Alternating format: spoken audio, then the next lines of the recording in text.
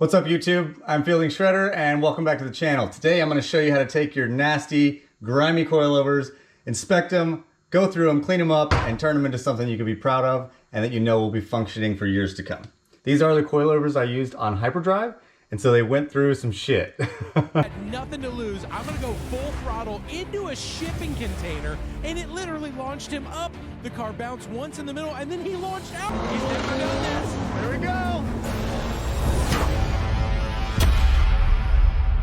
Oh my God. That 9-foot raised path is the only safe way through, but at this speed, he's risking flooding his engine bay. No traction whatsoever.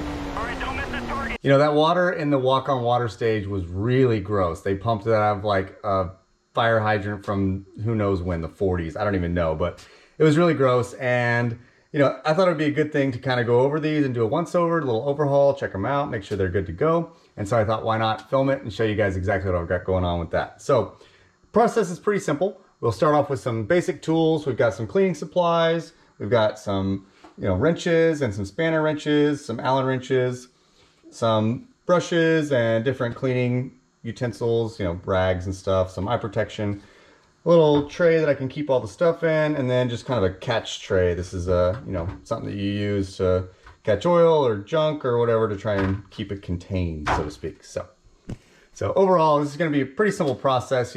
As you can, I'm sure, understand that it's a good idea to take care of your suspension, especially a high-end coilover like this right here, and being able to make sure that everything's good to go and servicing what maybe needs it will make sure that they last for years to come. So we're going to jump right into it. First thing we got to do is remove the springs. I do recommend that you release the preload if you have any. Now I don't run preload, I actually run a helper spring and some droop travel, so you can see my spring is very loose and easy in here. However, if this is compressed, removing this right here, the upper nut to hold the top hat on, is potentially dangerous because that could shoot off, if it's under load or anything. So what you would want to do is loosen the collars down here and slide them down to where you have lots of play or no, tension on the spring itself. So I've done that, and so grab a 19mm wrench, and right up here you can see these adjustment knobs are pretty easy. They're actually just hand removable. So take that off first. You want to use this bottom ring, not the top. This is how you make the adjustment. The bottom gold ring is how you remove it. Simple as that. Put that aside. And then this nut right here is what we got to take off. So just put your tool on there. You can use a power tool if you want, but I recommend you just do it by hand. It's really not that big a deal. Get it loosened up. And you can see a little bit rusty and corroded, kind of gross, to be expected. And now we can slide this top hat off like that. Make sure you don't damage this plastic ring. Set it aside. Then the spring will come right off. Then under here, this is the boot, so you can slide that off. That just protects the actual shaft from dirt and grime and stuff like that. There's a seal right here that it's preventing or trying to prevent from getting all messed up from dirt and grime. This is the bump stop. Slide that off. Try and remember what order this all goes in. Then you have your lower spring.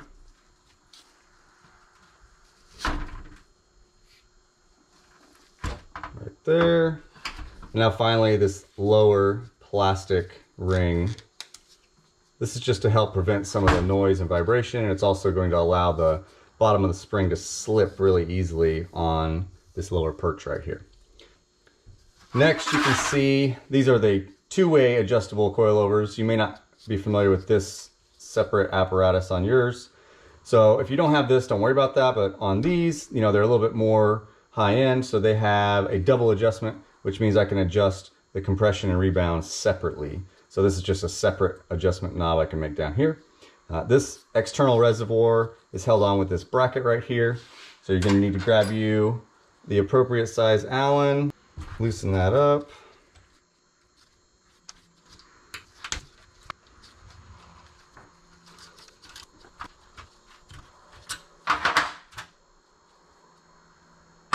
And once you get that off, you can see how much cleaner this was before hyperdrive, so that's pretty hilarious right there.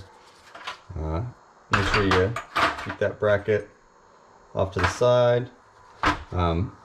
Be a little bit mindful of this. You don't want this to get banged around or floating around or put any weight on this. It's a crimp fitting on this hose, but just try not to mess with it. You do not want to loosen that on either end.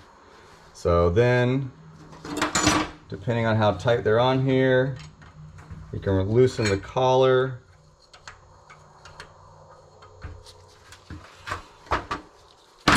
That definitely was not on there tight enough. And then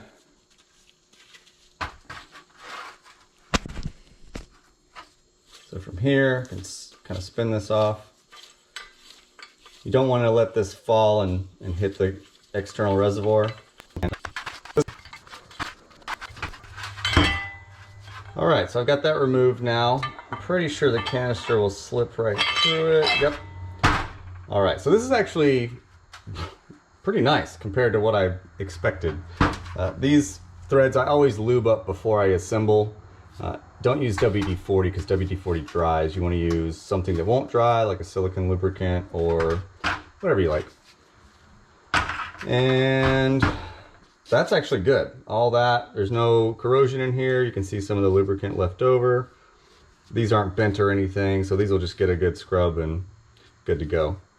They are labeled. All right. After that, grab your spanners here. You're gonna want to break these loose right here.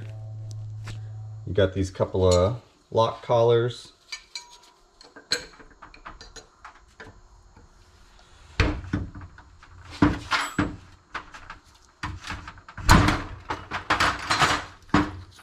you go. All right, now pro tip, before you go too far on this, you can see there's a bunch of junk in here. So this is where I would suggest you spray something.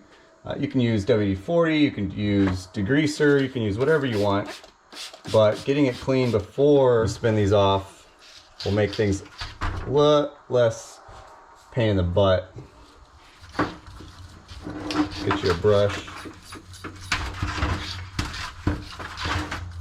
Get into all those threads.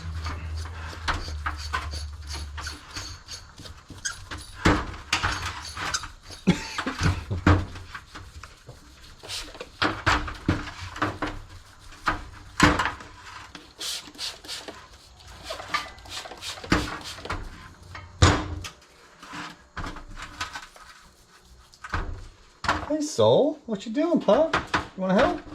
That's a good boy. Yeah. Oh yeah, so good. Okay, at this point you can choose if you want to completely slide them off or remove them. In this case, I don't think I need to, and just based on the condition of this shock body, I certainly don't think I need to. So what I'm just gonna do is clean all the threads as best I can and just kind of work them up. So I'll slide them up, clean below them, slide them down, clean underneath and everything, and just get them really close. Now, if you decide you do want to slide these collars all the way down off the shock body, it gets a little redundant and pretty boring and just annoying. So I found a little trick here. You use one of these decal removers on a drill and you just put it in its high-speed setting and oh my God, you motherfucker. And you can get them to move pretty quick, as you can see. No damage. These are like rubber, plasticky, and just really easy and convenient way to get it all the way off. You can get these on Amazon or eBay or wherever for like 10 or 15 bucks. They're pretty inexpensive. They come in different sizes, but yeah, it's a little soft rubber. And then you can also remove decals if you want to. I will say, depending on what chemical you're using, it's important maybe not to get it on the seal. If it's something that can eat away at rubber, then you don't want to get it on the seal. You know, this seal right here. So that's important. This is just a non-toxic degreaser. I think it's Purple Power, something like that.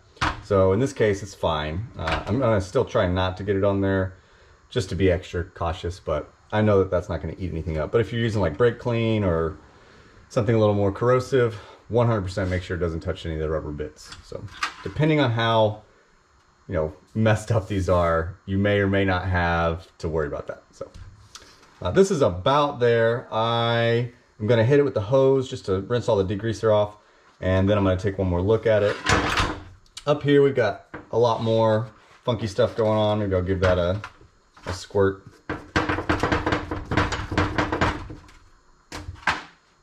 So in this case, I use a little bit more abrasive. This is just a brass brush, so just a little bit more abrasive than the nylon brush I was using, but it's not gonna chew into the steel rod here.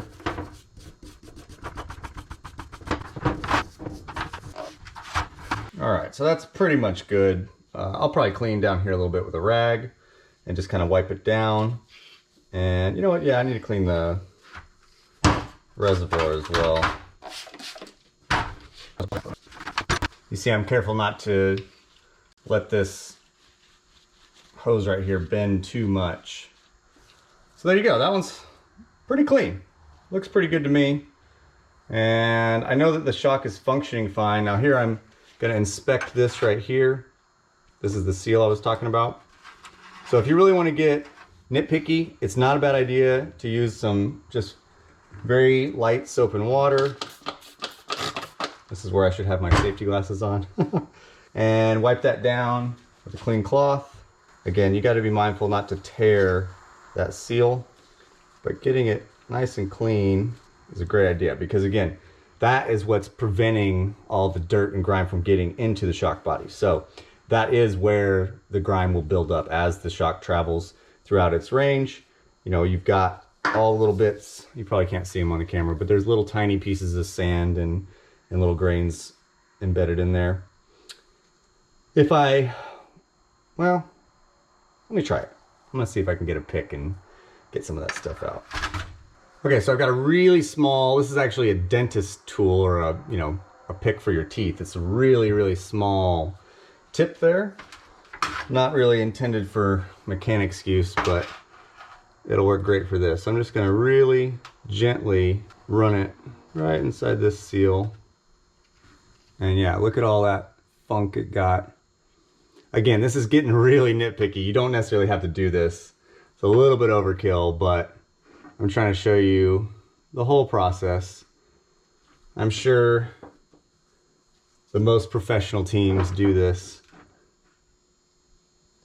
I'm only doing this because we're stuck inside for Corona, so I got time. All right, now I'm gonna call that good. The shaft is cleaned, the seal is clean, the shock body is clean, it's fully disassembled, the reservoir and the external reservoir is very clean, and all the adjustments and everything work on it fine, and the threads are good. So there's one. We got 4 more to do. The rears are a little different, so let's jump into one of those next. Oh, obviously I need to clean this stuff too, so this dust boot is going to get a good scrub down. The spring is fine. It could just really be wiped down, honestly. This upper mount here, we'll inspect it. Make sure this bearing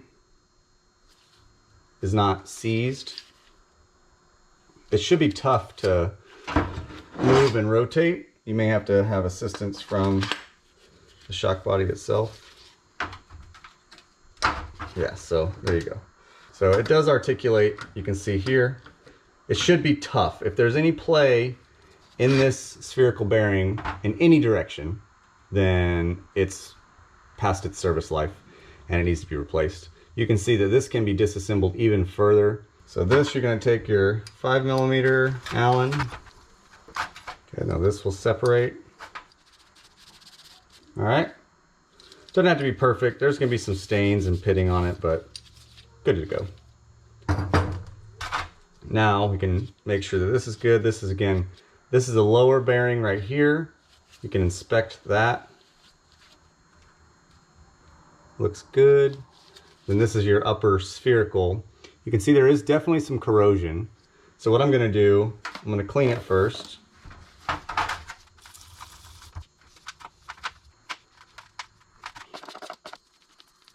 You can see all the little bits of tire in there.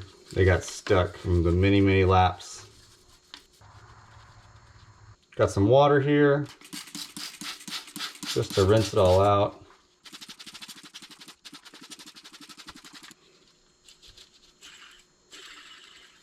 can see that's much better now, but still a little grimy in there. All right, so I've grabbed a little air, compressed air, nothing fancy. Get your safety glasses on, and then you can blow this out.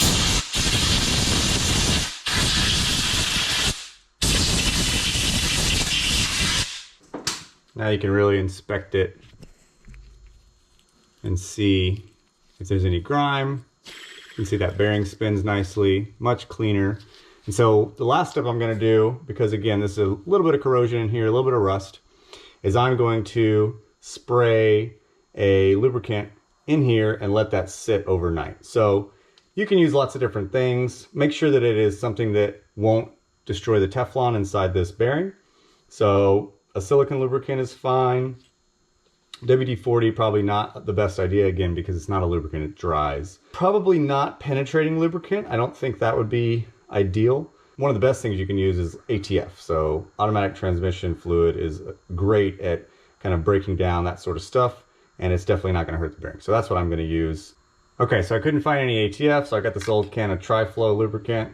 This stuff is great because it smells like bananas. Fun fact. But yeah, I actually lost the cap for it. I don't know where it is. But anyway, this is basically a PTFE or a Teflon lubricant. Just put a little bit in here. That should do it. And I'm just going to let that sit. All right. So wipe down the rest of your parts. Inspect them for damage. This right here is a bump stop. And these, get abused depending on how hard you drive your car. So they can eventually wear out and crack. This is a wear item. They're very inexpensive. Just make sure that you just kind of look at it. It'll probably crack along that seam line right there, if it's going to crack anywhere, but they often don't. It's not like they're going to go bad every year or something, but just check it. You might as well while you're in this stage. So checking and clean that.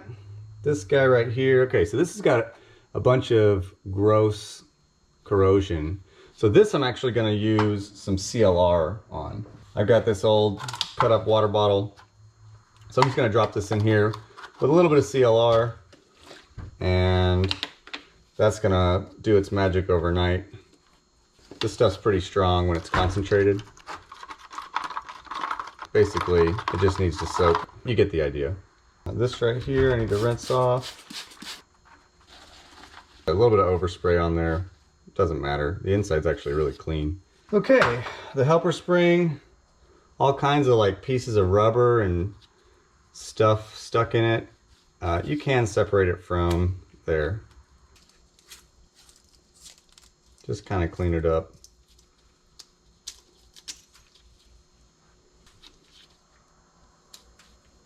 So this has a rubber ring that goes on the top and bottom of the helper spring.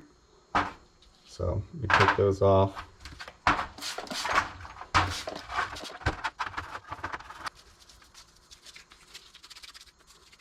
It's not rocket surgery. You can just get the grime off, These, if you're unfamiliar with how these helper springs work, when they're on the car, they're fully compressed. You can see I can squeeze it with my hand, so it's obviously not going to do much when the car is weights on it. But these allow the shock travel to go down, or what's called droop travel. So these are actually a really nice upgrade for any kind of car that's going to see some track duty, and definitely something I'd recommend. Even if you don't get the external reservoir, what you do is you get a slightly longer shock length, and then you can install these, and it gives you about, I don't know, 40 something millimeters, 45 millimeters droop travel, something like that. Just a guesstimate. But these are actually really nice benefit, especially if you're going off jumps and stuff like in hyperdrive. What's going on? This is where fielding will make up some time now. No fear through the container. He's out of control. Wow. Those are all clean. Your hardware, if you find it's rusty, you can drop it in the little CLR bucket. Okay, that's nice and clean.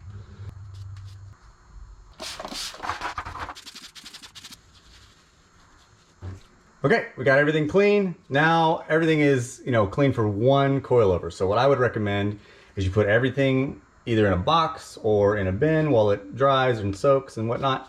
or you could label each piece if you like, but it's pretty important to not mix things up. Now, yes, some of these parts are universal or will work with either side, but in my experience, it just makes sense whenever you have something assembled that you know works, try and keep it that way. So I'm going to, make sure all of these stay together, or you could, if you want, reassemble it back immediately before you move on to the next one. Typically you want to clean everything first and then reassemble it, but try not to forget. It helps when you are recording video, because if you do forget, you can just go back and check it. But either way, try not to lose all these little parts, and try to remember exactly what order they go in, because obviously that's quite important when you're reassembling these. Again, ones you might have at home, maybe it won't be quite as complex as these with the external reservoirs and the helper springs and these brackets and stuff. So it might be a little easier for you, but still make sure that you guys install it and reassemble it in the correct order. All right, let's move on to the rear. So the rear here, you can see again, a bunch of tire junk and grime and whatnot. The shock body itself is in good shape. There's a small rub right there, not a big deal, but overall just kind of grimy. Double check this lower bushing right here. You want to make sure that you inspect that to make sure it's not worn out. If it is, you can just buy another lower cup and just install it brand new. These do wear out, that's a wear item. Make sure that the condition of your valve, the external reservoir, and the line running to it is all good. And you can see that the way I oriented it was in a way that this was not going to get pinched or run into anything. So make sure when you're installing it, if you have these, you do that. Next thing we'll do is we'll go ahead and disassemble it. Check that your spring is not bound up. So on the rear, this upper nut is a 17. Now, here's a pro tip. If you're having trouble getting this nut off, you can see on the top here, there is an Allen right in the top of the shock body. So what you can do is you get your Allen wrench, insert it in there, it's a 5mm, and then you can use that to hold the shock shaft from spinning while you loosen the 17 by hand.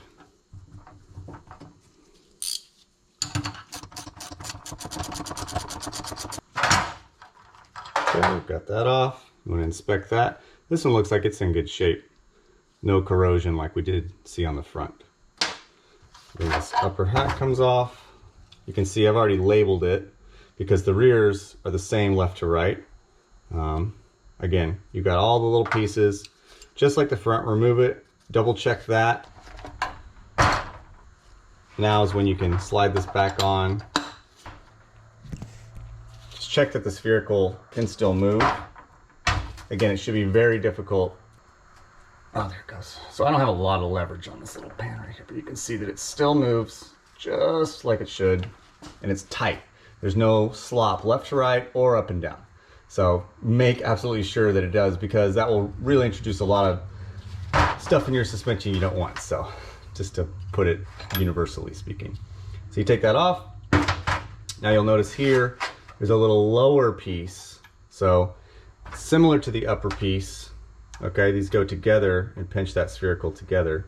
But again, make sure you take everything off in the correct order of operations. Inspect it as it comes off.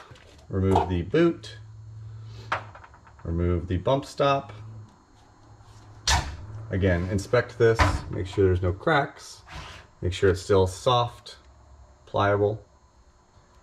Right. And then my helper spring. You guys saw how that disassembled in the front. Pro tip, clean this a bit before, so that when you break that loose and start running it down the threads, it's not going to just jam up with a bunch of dirt and crap. So you want to make sure to clean these threads well before you start to spin it. You can even see in there, there's already some funk built up. Because again, as you rotate this, as it piles up all that dirt and stuff, it's going to make it just worse. So clean in both directions, at least 20 mil or so.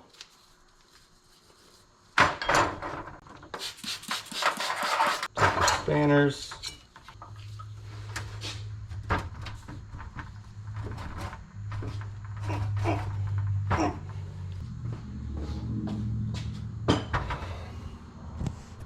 So those of you at home are probably stronger than me, so you can just put your body weight into this.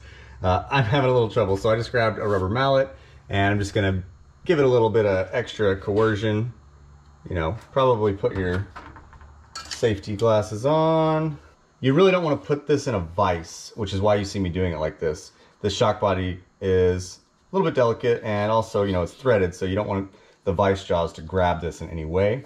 So without it being mounted on the car, you got to get a little creative.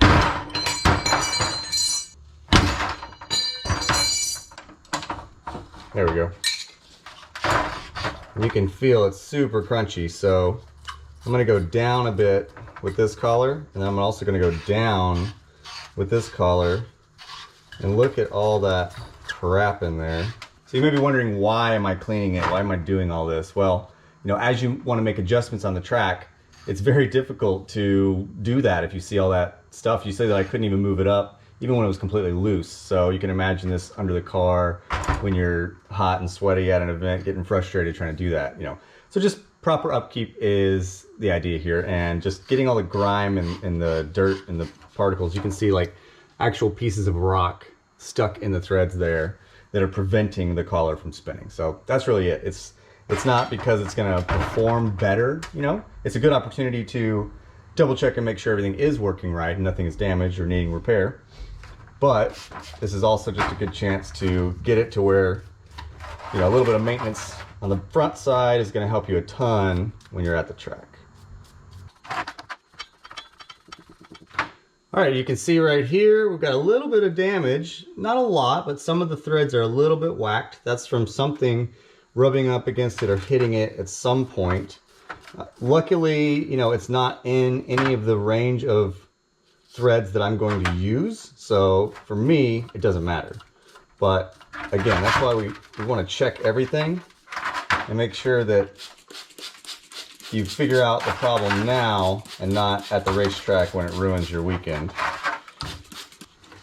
So kind of just wiping everything down.